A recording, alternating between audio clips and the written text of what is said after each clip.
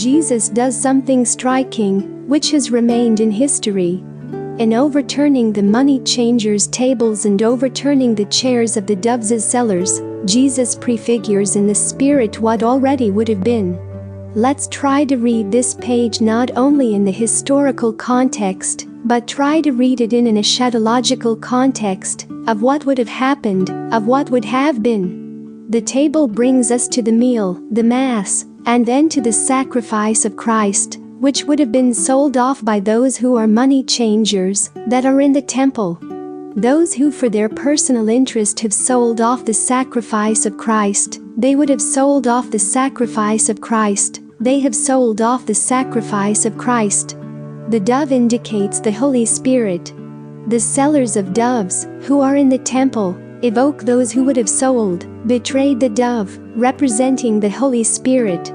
The gesture of Jesus, read in an eschatological key, preannounces the time we are living, where the action of the Spirit of the risen Christ breaks into history, in the old temple, to drive out those who have sold off the Eucharistic sacrifice of Christ, and those who have betrayed the Spirit.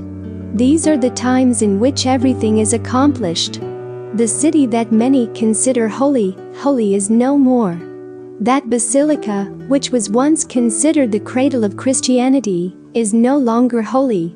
It is no longer holy because the Spirit of the Father no longer dwells in it, that they inhabit, starting from its summit, have betrayed the Spirit of the Father, as announced in the Holy Scriptures, and as has been prophesied in the course of history by the little shepherds, the humble messengers of God, that have spoken by the voice of the Holy Spirit, but have not been heard, and announced the great apostasy that would have started from the top of that reality, of the Church of Rome. But men preferred not to listen to the voice of the Spirit.